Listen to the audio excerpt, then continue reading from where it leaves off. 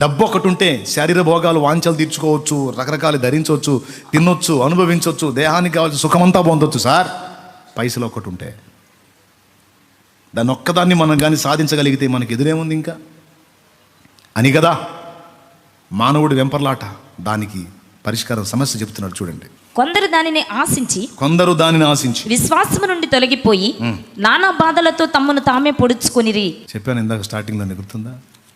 వాడు చేసే కుట్రలలో ఓ భయంకర కుట్రది. కోరికలు రేపి, అన్ని కోరికలు దేవుడి నుండి పుట్టవండి, కొన్ని దైవం నుండి కూడా కోరికలు పుడతాయి.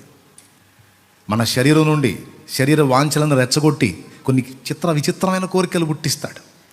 ఆ కోరికలు తీర్చుకోమని నిన్ను రేపుతాడు, కొన్ని అందుబాటులోకి తెస్తాడు, కొన్ని అందిస్తాడు, అనుభవించనిస్తాడు. వాడు పందులకు చిక్కుడుకాయలు పోసినట్టు పందులు పట్టేదానికి ఒక ప్రాంతంలో ఎలా ఉపయోగిస్తారు తెలుసా టెక్నిక్? ఒక దొడ్డు ఉంటుంది, దానికి ఒకటే ద్వారం, పొలం మీద పందులు ఉంటాయి. ఆ పందుల్ని దొడ్లోకి తీసుకొని రావాలా. వాటికి ఇష్టమైనవి కాయలు ఉంటాయి. ఆ కాయల్ని ఈ పందుల మేపువాడు ఏం చేస్తాడో తెలుసా? ఆ పందుల దగ్గరికి వెళ్ళి కొన్ని జల్లి దారి పొడవునా చల్లుకుంటా ఆ దొడ్డిలోకి తీసుకెళ్ళి అందులో జల్లుతాడు. ఇక పందులన్నీ ఇక గురుగురుగురు అవన్నీ తినుకుంటా ఈ నేలనున్న ఆ పదార్థం తినే రందిలోనే పడిద్ది, కానీ పోయి అక్కడ బంధించబడుతుందన్న సంగతి దానికి తెలియదు. నేరుగా వెళ్ళిపోయిద్ది, అందులోకి వెళ్ళిపోతే మొత్తం అన్ని లోపల మనిషి డోర్ వేసేస్తాడు.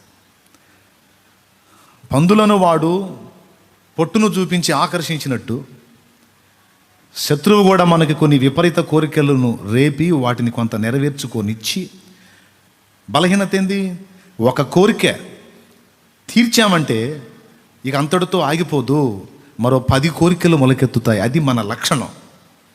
దాన్ని ఆధారం చేసుకుని వాడు మనలో విపరీత కోరికలన్నీ మొలకెత్తేటట్టు చేసి వాటిని చూపించి అందనట్టు చేసి లాగి తీసుకొచ్చి అసలు దేవుని ఉద్దేశం నువ్వు నెరవేర్చకుండా, దేవుని చిత్తం గుర్తుపట్టకుండా, అసలు ఆ తలంపులే నీకు ఎక్కువగా రాకుండా, నీ దృష్టి అంతా భూ సంబంధమైన దాని మీద ఉండేటట్టు నిన్ను ఆకర్షించి, ఒక గొప్ప పాత్రమైనా సరే నువ్వు పనికి మాలిన పాత్రగా, పనికి రాని పాత్రగా నీ బ్రతుకు తెల్లారేటట్టు వాడు నిన్ను మోసం చేస్తాడు. దీనికి